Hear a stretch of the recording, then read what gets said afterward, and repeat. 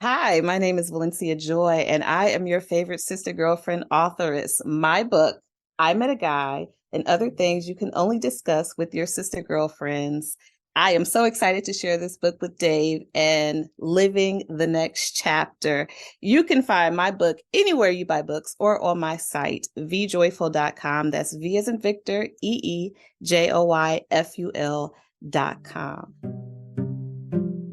I think what I would say is what I've been saying, and that is find time for you as a woman. Find time for you. Find space for you. I know that at different points in your life, it's kind of hard to do. When my children were babies, it was hard to find space for me because they needed a lot of me. But as life shifts, and I have to let go of some things, I now have more room for myself. So do what you can when you can. Accept help, which is hard for women to do. But if someone is there offering help so that you're able to have space for yourself, please, and it's safe help, please accept the help. And look out for yourself. Look out for your heart. Work on being more forgiving. Work on forgiving those that have hurt you and just letting it go. Work on dropping the bags, things that you're carrying from your childhood, which I talked about earlier, or things that happened yesterday that are bothering you. Let it go as quickly as you can. If you need to sit in those emotions, and I am your favorite, so that you can figure out why I feel this way, why I'm hurting, you can only discuss why it happened, why good. I am so excited to share this book with Dave and living the next chapter, because you can find my book anywhere you buy books, or physical health is so important and it's so crucial, especially at this age. JOYFUL. Especially at this age, I'm looking at 43 in a couple months. I don't want to look like I'm that's 63 exactly how you because do I'm that. holding on to anger. Wow. Okay. Or unforgiveness. I think that one's I a don't take. want my body to. We're gonna keep that one. That's great. To give way. Thank you. Quicker than what it was supposed to, because I'm holding on to unforgiveness. Okay, everyone. I don't want to keep talking As about you've heard at the how I beginning, need to lose my weight. guest has I got want a to go great work new out. book out that's out for you. Go work out. We want all Find the sisters time, together even if for it's this. 10 minutes. I feel a little out of place to walk around your neighborhood or the treadmill or whatever. I'm here Find because things for this you. author is amazing. Find what makes you happy. Find what makes you tick. So many levels. And find what I really appreciate having what allows you to be your most authentic self. Greetings, and all that. People talk about vibrating high. And you said, "How am I?" And I'm good. I can't think of the other term that's on the tip of my tongue, but all of these terms mean the same thing. Trying to find my balance. It's your best self. As a mother, my youngest son is getting ready to graduate high school. Do more of that. And so we're in the phase of we just decided to go to prom, which is next weekend. So that's what I would tell. We're doing that. And also just getting. And if you bought the book, last minute projects together, that's okay. But if you want to buy the book, go ahead and buy the book. Transitioning into this new stage of parenthood, and also a new stage of Valencia, which I don't truly know where I'm headed, but it'll be an interesting ride, I guess. I love it. And that's amazing time for your kids. It is. And your support as a parent through these big changes, right? Is huge. Yeah. Do you remember back in the day when you were getting ready for prom? What was that like compared to what you're seeing today? Oh man, prom is a whole show now compared to when I was graduating. And also I was in like a small Christian school, so like we couldn't dance at our prom, and it wasn't a lot of after prom stuff. These kids are like, I don't know, it's huge. It looks like wedding preparation. My son is very low key though, so he doesn't want to do like the prom send off. He doesn't want to wear a tux. Like we've been going back and forth about things like that. I think if I had a girl, it would be a lot different. But with him, as with my oldest son, he graduated 2 years ago, just very low key. He doesn't even want to take a date. So this would just be almost like another Saturday night. Nice. Yeah. Yeah. But I'm excited for him. I know for our daughter, when she graduated, she got a beautiful dress, gorgeous, and wore the dress once. And now it's sitting in the cupboard. And I'm like, oh my gosh, that was that was an expensive evening. But great for them, great memories for them as well, and something they'll never forget, and a great next step for them as adults, right? Yeah. It's And exciting. it's scary. It's scary, as I was saying earlier, like, I now have to rely on everything that I've taught them the past 18 or 20 years. And now feeling more like a tour guide or a confidant when they allow me in. Right. Versus being a parent and knowing and telling, what they should do, where are they? It's very different. It's very different. I'm trusting that what I taught sticks. Yeah. But there's still a part of me that's like, did it stick? Mm-hmm. Did they listen? Are they going to be okay? But I also have just been adamant in letting them know that home is home. So if you get out there and stuff gets crazy, come back home. You can always come back home. Yeah, one thing we told our kids, all three of them, they've all left the house during COVID to find their next path. And so we went from a full house to an empty nest in like weeks. We Yeah. told them all, you never need to knock on the front door. Yeah. Your key always works in the front door if we're not here. This is still your home, Yes. right? And you're never a visitor in your own home. Yes. You don't have to ask to go to the refrigerator. This is your house. Absolutely. It's still your house. No matter where you end up in life, wherever that is in the world, you walk through that front door as if you've never left. Yep. And that door is always open to you. Yep. So that's one thing I like, is to make sure they understand that. Mm-hmm. Because our life goes on as adults. We paint a room, redecorate, take their bedroom and turn it into our writing study, whatever, right? But our life goes on, their life goes on, but home is home. Yeah. Right. Yeah. I Yeah. love that. Anyway, so we're connecting on this level and I love it. So let's talk about your author journey, hence the podcast, Living the Next Chapter.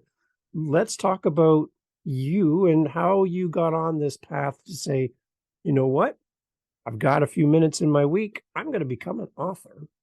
Take me back to this point in time and how your author journey kind of started and how it brought you to today. So I've always been a writer. I've always loved words. And I've always been a communicator. My major in college was communications. But I never truly thought that I would be a published author. I call myself an authoress because I'm a lady. I love it. So I never thought that that was possible, just because of the twists and turns that my life has taken. I got married young. I had my kids young, and just went through a lot of negative things in my marriage. I was riddled with affairs, and that just takes a toll on. It took a toll on my mental and also on my how I view myself. It just took a toll. Period. Just as a woman. And what I began to do is blog anonymously, because I did not want for people to know what I was going through, people that knew me to know what I was going through. So I blogged anonymously, and people found the blog. I was on Tumblr, and people found the blog, and women would, from far and wide, would email me and say, like, I feel the exact same way. I'm going through the exact same thing, and I couldn't put it into words, and you're putting it into words for me, how I'm feeling. And people really resonated with what I was saying, what I was writing. And that showed me two things. Number one, that our problems are not unique, because everybody seemed to be going through something similar. And number two, that my pen really was powerful, because these women didn't know me. It's not like they were my friends or family and felt the need to speak life into me. These women didn't know how I was, and they were adamant in that my writing was helping them. That's nice. Yeah, I like that.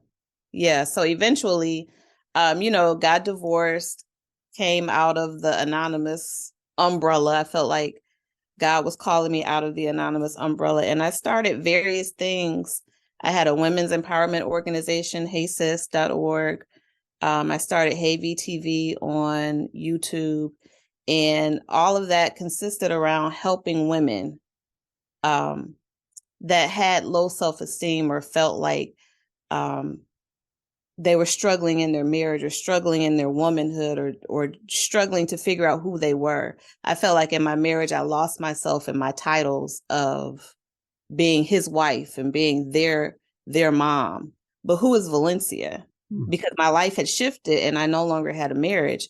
And I knew eventually my kids would grow up and graduate and move out and I would shift as a parent. So who was I if none of these titles existed? And a lot of women face that issue. So I just started writing and talking and writing and talking, but still never felt like being published was an attainable goal. I know this is a long story. I'm No, I sorry. love it. I'm right with you. Let's go. This is So great. I felt I'm a believer. I'm a Christian. So I felt like God was telling me to just write. And I had kind of letting the blog go and kind of let the show go, and COVID hit, and just trying to hold on to life and hold on to sanity. But I felt like God was telling me to write, and I really didn't have time to write because I had gone back to school to finish my degree. I had these two boys that I was trying to raise, and there was really no time, but I carved out time when I could, and I would make little notes in my phone or hop on a computer. My friend got me a computer because I could not afford one. So she got an old computer from her job that they were going to throw out. And this computer was like a dinosaur. Like it took forever to turn on, but it's what I wrote on. Nice. I used what I could, and I had people that helped me. And I just wrote when I could, and then it just sat there. It sat on a disk and a file for years. And I'm kind of like, God, but I'm still struggling with bills and struggling with these kids and struggling, single. I've been single for 8 years. That's a hard life to navigate through too. Um, and no book, no nothing. And then Corey Sykes, she's here in Cleveland with me. She was going to make like a writing center. COVID hit, we couldn't gather. And so she called me and said, I'm going to pivot and instead do a publishing house. Do you have anything that's ready? She asked me, did I have randoms? So my randoms are on Facebook. I always post 10 randoms. Now they have to be 10 because I can only do even numbers. Odd numbers make me itch. So number 10 is always, why this is here, because I can only do even numbers. And so she wanted like a list of randoms. And I was kind of like, well, I have them, but people have already read the randoms. But I have this manuscript that's been sitting here for a couple years. And I sent it to her. She loved it. And we made some tweaks and some adjustments to it. And it was published in 3 months. And that's, I guess, unheard of in the book world. Yeah. It was published in 3 months, and it has done so very well in these past 2 years. I'm up for Author of the Year award here in Cleveland. First place in the Best Book Awards. It's rated 5 stars on Amazon. Like, it's doing very well. And I'm proud of all the accolades that it's achieving. But I'm also happy that when women text me or call me or email me and say, this really helped me, this brought to light the fact that I need to honor my friendships better, because it's about women and friendships and everything that we discuss when the men and the children are not around. I call it the girls' night out on paper. So it's about everything that involves friendship and how we need each other to walk through this life. And so when women call me with, positive things to say about it and how it's exposing how they need to build their friendships better, it makes me happy. It makes me proud. Okay, so if you were to gather your ideal reader for this book, let's say 10 women that would be perfect for this book, and who you had in your heart when you wrote this and who you kind of directed your thoughts towards, those 10 people arrive at a bookshop for you to sign the book. Tell me a little bit about the women that would be arriving through that door. Who are they? What's their life situation? Who is this book helping? Who would be coming through that door to meet you to have their book signed? Yeah, I think it's the everyday woman in her 30s and 40s. Let me say, I find it hard to do demographics. Number Yeah. one, I find it very hard because I want everybody to Yeah. do everything. That's my personality. But women that are in their 30s and 40s that are figuring out who they are as women, who they are in their relationships, figuring out relationships, who they are as mothers. Like we're figuring it all out all at once, and it can be very overwhelming. But to do it together eases the pain of it all, eases the heaviness of it all because we can bounce off of each other. So mothers, people, wives, single women, working women that, I talk in the book about having to advocate for yourself at work. Do you know how hard that is? Mm-hmm. It's so hard because we're mostly in male dominated environments where if you speak up, you're automatically looked at as being, too aggressive or the B word or whatever, but you're not looked at as a part of, and like your voice matters, It's hard to advocate for yourself at work because you need work, because you need the money, Right. So that's the type of woman that I want to talk to, the type of woman that forgets to put herself on her list because we forget ourselves and we put ourselves last. We feel like we're Superwoman. We put the cape on and we're helping everybody everywhere except for ourselves. Nice. Okay, so I have a question. Yes. Based on what I know of you and our chats before hitting record, and you're having you right here right now, who you are and what you do and who you serve is amazing through the book and through all the content you put out into the world, the blog, all the stuff, right? The resources are vast and rich and deep for what you have provided to people.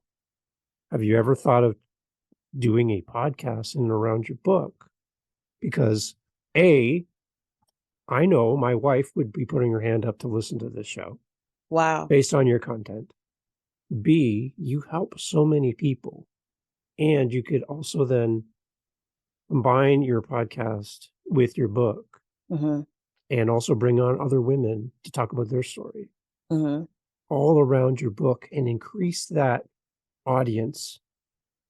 You've done it in many other ways. I'm just saying, I was putting it out there as a podcast lover. I see in you the ability to reach such a great audience, and there's women that would love to hear your voice on a regular basis and connect with you. I like to put it out there because I just see in you something very special. Thank you.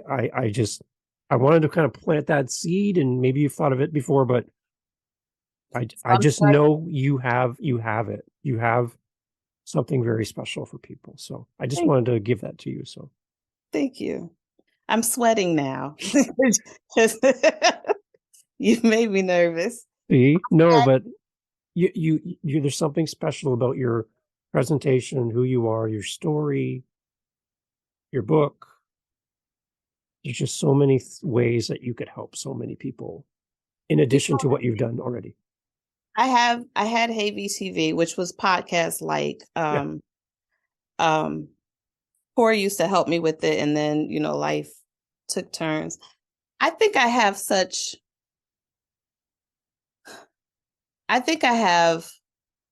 I'm more afraid of success than failure. Let's talk about that. I feel, and couple that with just a fear of rejection.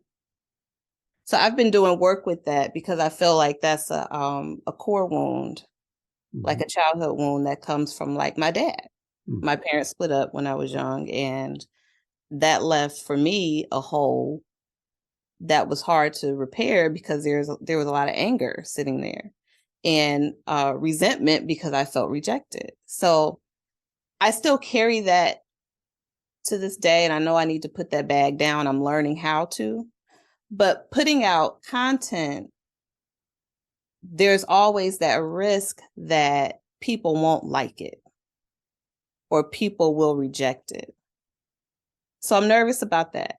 And then on the flip side, do you feel like my therapist? Because we're I kind of know this is, I'm thinking it's going both ways, to be quite honest. But then on the flip side, it's like, what do I do if it succeeds? Right. Because I'm not trying to paint my life to be this awful thing because it hasn't, but I'm definitely used to things not going the right way. So if it does go the right way, what would I do? Help a lot of people. Yeah. Yeah. Yeah. You would. You would. You already are. It's not future tense, it's current. You're helping people right now.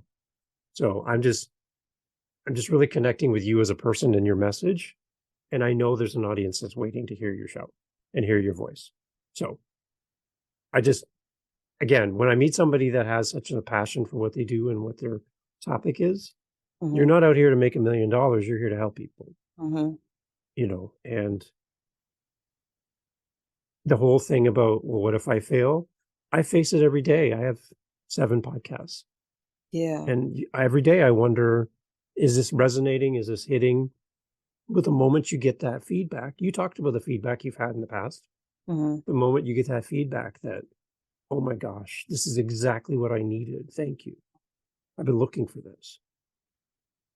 Somebody said to me, like, who am I to do this? And I always like to say, who are you not to do Yeah. this? Right. Yeah. And whatever that is that gets in your way of sharing your message, writing your book, getting on a podcast as a guest, getting on YouTube, sharing your message. What if somebody was connecting with you because of your message? Yeah. I just think there's something special there. So I just wanted to put that out there because I just see something great there. So, Thank you, David. okay. So no pressure, please. No pressure at all. But I'm just telling you that I think it would be a huge success, and I think you deserve some big successes in your life. So Thank you. Thank you. So tell me more about the book, and like as I go and I hit add to cart, I add this book to my cart and it comes and arrives at my door. What am I going to see? What am I going to feel when I get in there? Unpack this for us a little bit. There it is. Come on. It's a pretty book. It's beautiful. It's very girly. It feels like the feedback that I have gotten really resonates with what I wanted when I wrote it and when I put it out there, which is I wanted to feel like you're sitting on the couch talking to me. Nice. Or that we're, over a glass of wine, a cup of coffee, whatever your zhuzhi is, like, that's what I want it to feel like. It's just me and you having an intimate conversation where you realize that you haven't experienced all these things by yourself. Good. But I've experienced them too. And vice versa, Yeah. Just a really good girls' night. I'm big on that. I'm big on girls' night. I'm big on quality time with my people. And that's what I want the book to be. So I talk about anything and everything, like dealing with your husband, dating life, raising these kids, because it's a lot. Yeah. I deal with going to the gynecologist. I deal with why bras cost $1 gazillion. Like, Exactly. it's like a mortgage payment for a bra. And then they don't even come in cute colors. Come on. So I talk about just anything that me and another woman would typically talk about. I have the funniest story about getting my first Brazilian wax. I'll spare you the details. There you go. But it's a hilarious story that people stop me and talk to me about to this day. Because it's shared experiences as women. Yeah. So do you feel like you're holding a space for women then? Absolutely. Okay. Absolutely. Because we don't, like I said, we don't take time to hold it for ourselves. Right.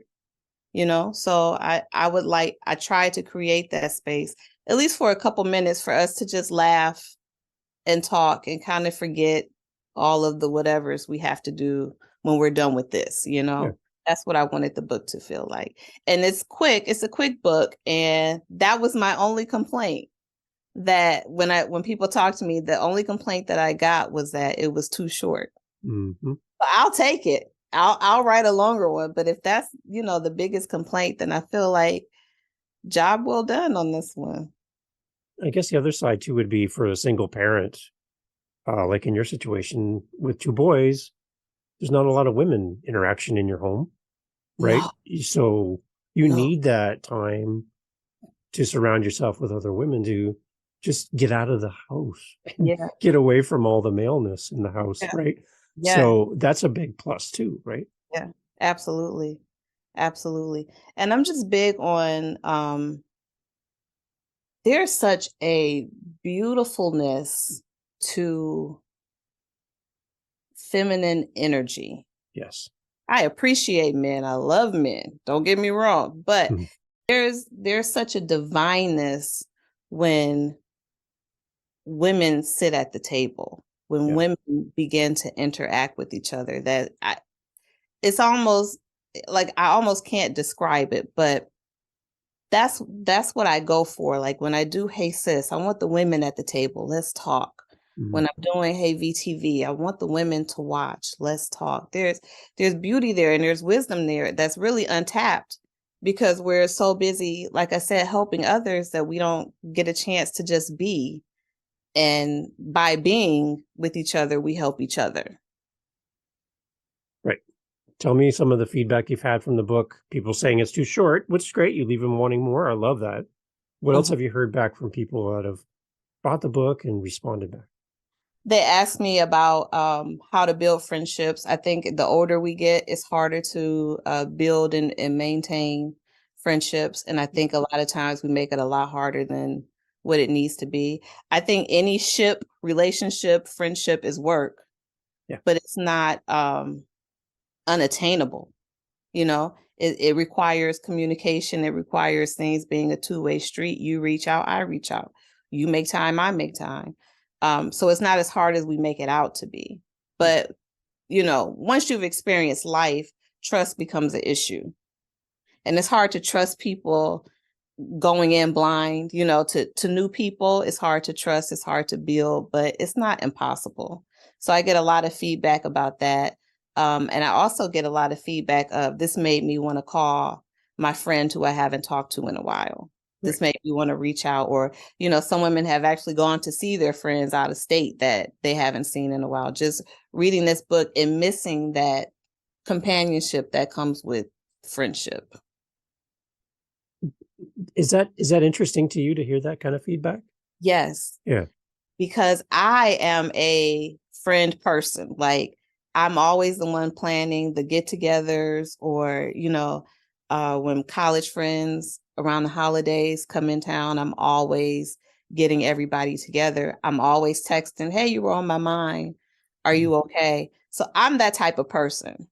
So it was hard for me to understand that not everybody is like that, that some people just let the friendships go for whatever reason. But I'm happy to know that what I wrote inspired women to get back up into friendship. It's an important ship. We put a lot of emphasis on our romantic relationships, which we should. Those are important too. But those aren't the only things. And when he make you mad, where are you gonna go? Where Yeah, you exactly. Yeah. gonna go? Right. Right. Um, yeah, that makes complete sense. What about what do you think is next for you? The book is out, people are loving it, people are enjoying it. Is there something else kind of on the horizon for you as an author? Is there something else in the works? Yeah, there is. I've been diligently working on my second book, and I've definitely put probably more pressure on myself than I should to get it done. Just because the first book was so successful, that following that up, I want to make sure that I'm being authentic and not just trying to not purposely, my main goal, it be as big as the first one, but be authentic in what I'm saying. Does that make sense? Right. So I'm still speaking to women, and um, I want to talk about, or what I am talking about is the beauty that is a woman in her 40s. Mhm. Because I think turning 40 was such a big event for me.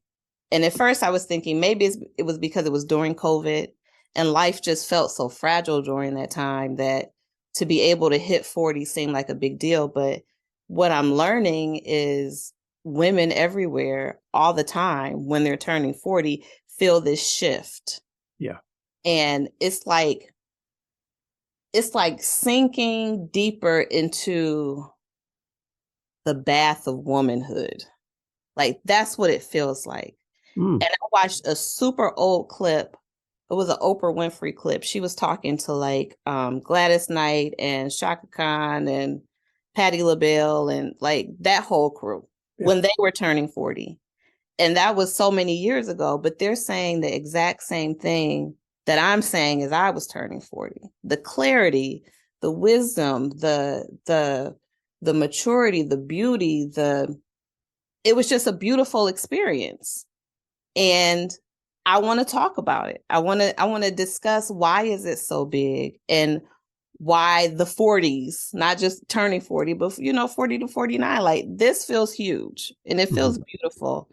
So that's what I've been writing about. Okay, so I'm going to go back there. I'm sorry, but when I talk about podcasting and sharing your voice, you talk about sitting on the couch with someone and talking and sharing, and you talk about your message we just heard now. Mhm. Those are all that is a podcast. You just did it I for us know. right now. So I'm going to get out of the way. People have come to this episode because they've seen your name in the podcast title. Through promotion, people have found the episode. Maybe they don't even know who you are, and this is the first time they've heard your voice, and they're Mhm. hearing about your book, but they're here. Mhm. And this is your target audience. Mhm. Okay. As a white guy in Canada, right? I'm going to kind of back away a little bit from the microphone and I'm turning the podcast over to you. I would Okay. love for you to talk to the listeners that have gathered around our topic today and gathered around you. Members of your community are here right now, listening to our conversation, cheering you on, going, I love this book. It's the best book in the world. So they're already here. We don't have to convince them to stay. They're already here. I'm giving the podcast over to you in this moment, and I would love for you to talk to them directly, share what's on your heart right now as you're thinking about your next book, about how this book that you currently have out for the world, how it's going to help them. And let's celebrate the people that have come that already have the book on their coffee table and Yeah. love it. What would you say to this audience that's gathered around you today? You can speak to them directly, not through me, but directly to them. What would you Yeah. say to them? I think what I would say is what I've been saying, and that is find time for you as a woman. Find time for you. Find space for you. Um, I know that at different points in your life, it's kind of hard to do. When my children were babies, it was hard to find space for me because they needed a lot of me. But as life shifts and I have to let go of some things, I now have more room for myself. So do what you can when you can. Accept help, which is hard for women to do. But if someone is there offering help so that you're able to have space for yourself, please, and it's safe help, please accept the help. And look out for yourself, look out for your heart. Work on being more forgiving. Work on forgiving those that have hurt you and just letting it go. Work on dropping the bags, things that you're carrying from your childhood, which I talked about earlier, or things that happened yesterday that are bothering you. Let it go as quickly as you can. If you need to sit in those emotions so that you can figure out why I feel this way, why I'm hurting, why it happened, why, good, but then get up out of those emotions and send those bags packing, because mental health and physical health is so important and is so crucial, especially at this age. Especially at this age. I'm looking at 43 in a couple months. I don't want to look like I'm 63 because I'm holding on to anger. or unforgiveness. I don't want my body to give way quicker than what it was supposed to because I'm holding on to unforgiveness. I don't want to keep talking about how I need to lose weight. I want to go work out. Go work out. Find time, even if it's 10 minutes to walk around your neighborhood or the treadmill or whatever. Find things for you. Find what makes you happy, find what makes you tick, and find what allows you to be your most authentic self. People talk about vibrating high and I can't think of the other term that's on the tip of my tongue, but all of these terms mean the same thing. It's your best self. So what makes you your best self? Do more of that. Become more of that. Chase after that. That's what I would tell the women that are listening. And if you bought the book, thank you. If you haven't bought the book, that's okay. But if you want to buy the book, go ahead and buy the book. Okay, so I have one more question for you before we go. But before I do that, again, you talked about it at the beginning, but let's send everyone to the website and as well where you're most active online so people can connect with you. And then after that, I have another question for you. Okay. So on Facebook, Valencia Joy, V as in Victor, ALENCIA, JOY. On Instagram, V Joyful, V as in Victor, EEJOYFUL. I don't think I'm anywhere. Oh, Twitter. I'm not really active on Twitter. They got a lot of drama going on Twitter right now. But I do have my name because I didn't want to let it go. So it's Queen V Joy over there. Clearly, I love to incorporate V in everything that I do. Yes. I used to didn't like my name. Growing up, I did not like Valencia. And the older I get, the more I love Valencia in the variations V. So yeah. And my website is vjoyful.com. That's V as in Victor, EEJOYFUL.com. Well, before I ask my last question, thank you for bringing joy to our podcast. And your name is beautiful and it means something special. So thank you for sharing your voice with us. One last thing for our new authors that are listening. They're sitting there with a book on a hard drive or on a paper, and they're like, I don't know what to do with this story. I don't know if it matters. I don't know if anybody would even listen to me. Why would ever somebody listen to me? Mm-hmm. Right? I don't think my story is that interesting. Your story is powerful. Mine's like average. What would you say to someone, a new author listening, to encourage them to get that story off their computer, out of that paper book, and into the hands like Corey, who can help you? Yeah. What would you say to encourage somebody who feels completely overwhelmed that they're not good enough or their story's not good enough to do or share? Yeah. If it was important enough to write, it's important enough for someone to listen to read. If it was important, if it's heavy enough on your heart to get it out there, then it's meant to be out there. It's going to help somebody. Your story helps somebody. And if you can only help one person, that's more than enough. And I think we're in a time and space right now in the world where we just need to be more of a help to each other. Get your book out and help others. And I know that you're saying this so that I can do the podcast. I know, I understand. I see the trickery. But if you can help one person, then that, you should do what you can to help. And everybody's story matters. Everybody is important.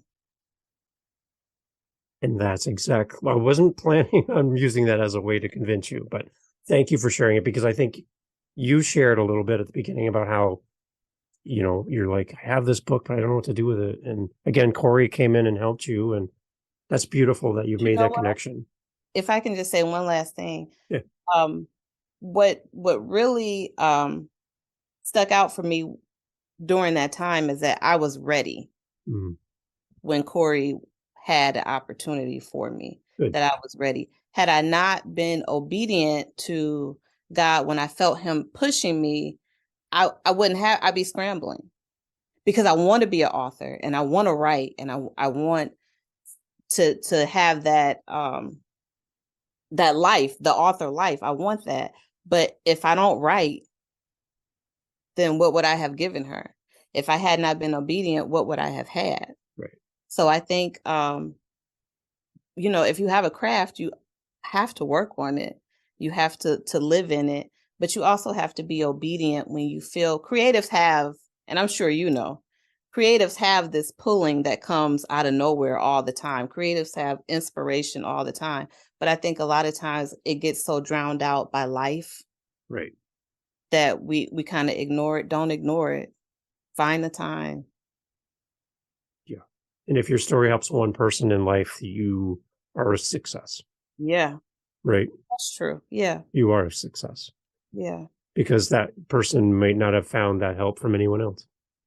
yeah. So Very true. there we go. Thank you so much for being part of the podcast. Everyone, please go Thank to you the for show having me. notes. All the links are there. And if you need some joy in your life, Valencia is here to help you, and her book is going to help you. And the next book, I Need You Back, when book Yes. number 2 comes out. Okay, just put a pin in that because I would love to have you back and to continue the conversation. And I probably need to be on the podcast too. I will hold a space for you, back to our previous reference, for anything, and I will help you in any way because your message really matters, and I would love to be part of that. Thank you so much. I really appreciate you. And I love the conversation today. Thank you. And thank you for sharing your story. And to your youngest son, enjoy your prom and all that, and enjoy the next chapter. We're living the next chapter is the name of the podcast, but you and I are both living that next chapter as well in our family, right? Yeah. So enjoy this next chapter because it's going to be probably the best one yet. Thank you.